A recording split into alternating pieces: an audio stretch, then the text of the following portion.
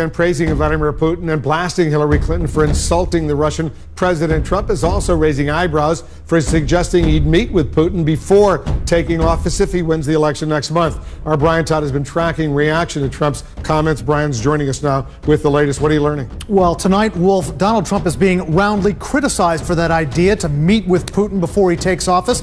The Clinton campaign dismissing Trump as a cheerleader for Putin. President Obama has weighed in, but Trump is holding firm tonight, saying he can fix a relationship with Russia that's been broken by Clinton and Obama. Donald Trump pushing hard on one of his most controversial ideas, his embrace of Vladimir Putin. Trump tells radio host Michael Savage Hillary Clinton shouldn't be talking so tough about Russia, and says if he's elected, he'd do something never seen before.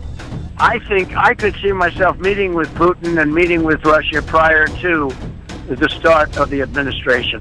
It's a slap in the face to Obama, to Hillary, and of course, frankly, to many Republicans. I mean, it's long been a part of the Republican platform to be so skeptical of Russia. In a statement today, Hillary Clinton's campaign said she would stand up to the Russian president and, quote, not coddle him.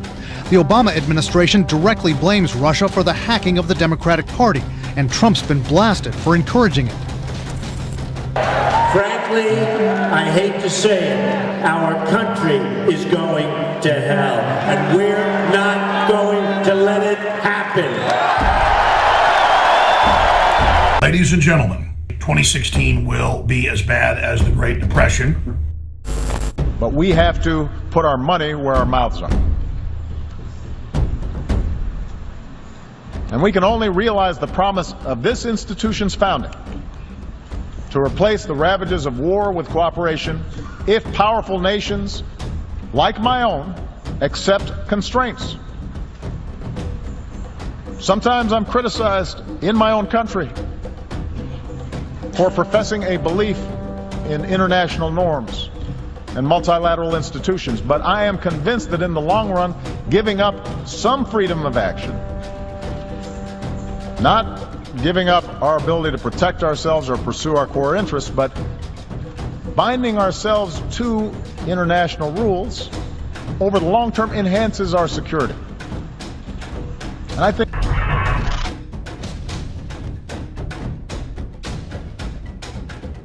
according to the report, 64% of US citizens back Trump's call to work with Russia on different global problems.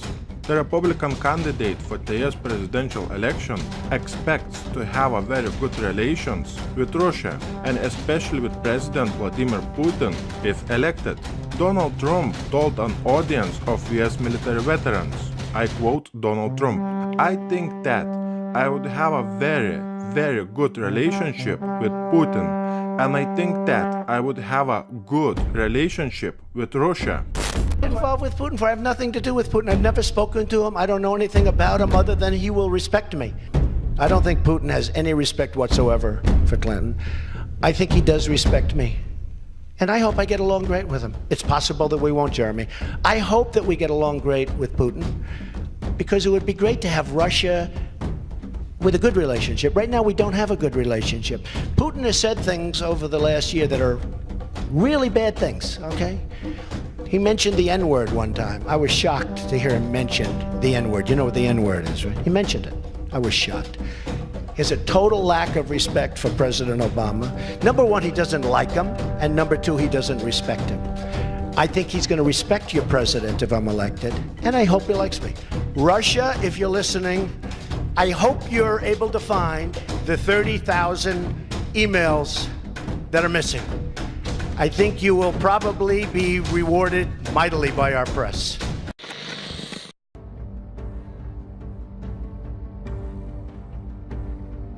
According to multiple polls, the Republican presidential nominee Donald Trump and Democratic rival Hillary Clinton are the two of the most unpopular candidates for the White House in the US history.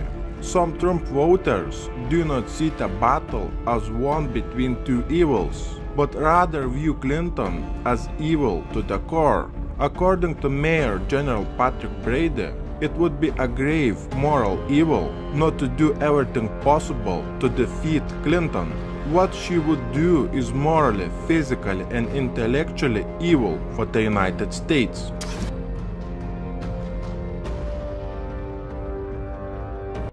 The US colonial empire is finished.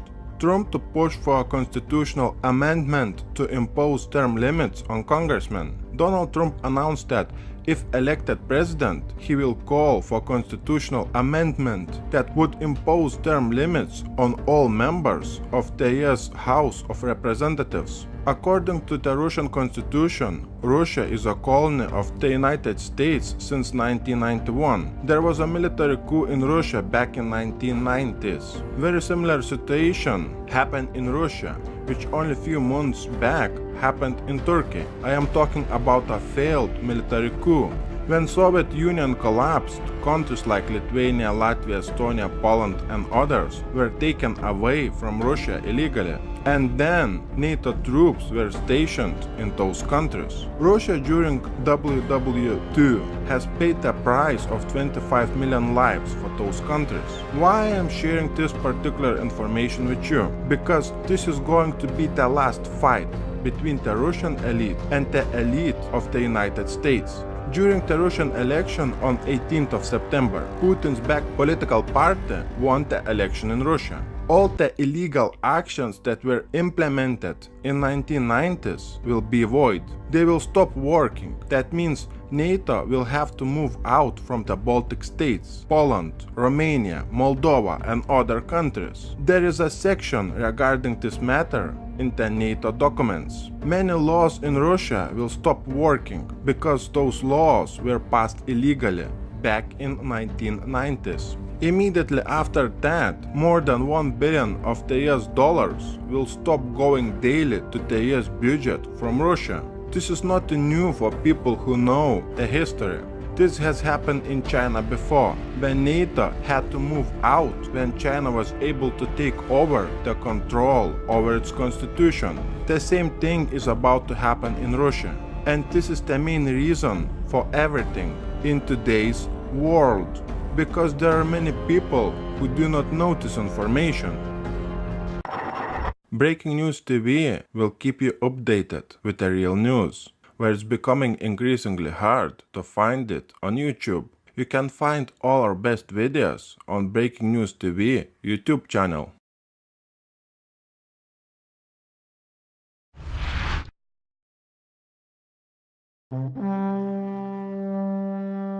The United States of America wrote Japan's constitution. The US Vice President Joe Biden made a remark on Donald Trump, but ended up in deep water with Japan, saying that the US wrote Japan's constitution. Japan's foreign ministry refused to comment on Biden's remark, but referred to Prime Minister Shinzo Abe's statement of March 2015, in which Shinzo Abe said that the Constitution of Japan had been written by occupying forces over a short period of time. Japan's constitution was adopted in 1947 and was indeed compiled under the US occupation that started after WW2. The goal of the 80% of the world is to destroy the US dollar, which will lead to the constitutional changes in many countries around the world. To stop that, the US elite has to destroy Russia. There is no other method to keep the United States' global dominance.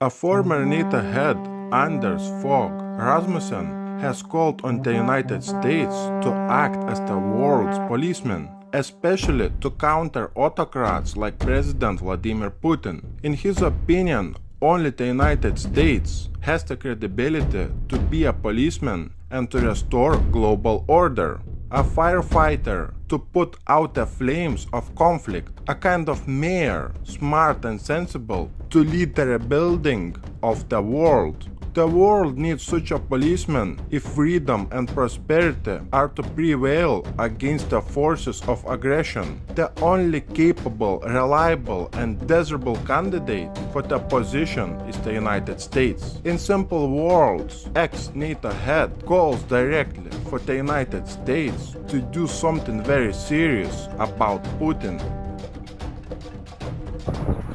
World government is in very, very deep shit. I don't normally use, quote, profanity to describe things, but when the shoe fits, wear it.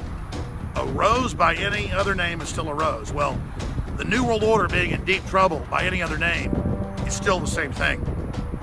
World government has been constructed by a consortium of less than 20 banking families who have openly announced their plan to establish a one-world government based on an anti-human, post-industrial, globalist ideology. This is such a triumph over them that all their hoaxes, all their lies, all their disinformation saying none of this planetary government stuff exists, the fact that all their propaganda has failed shows how much trouble they're in and how much credibility they've lost.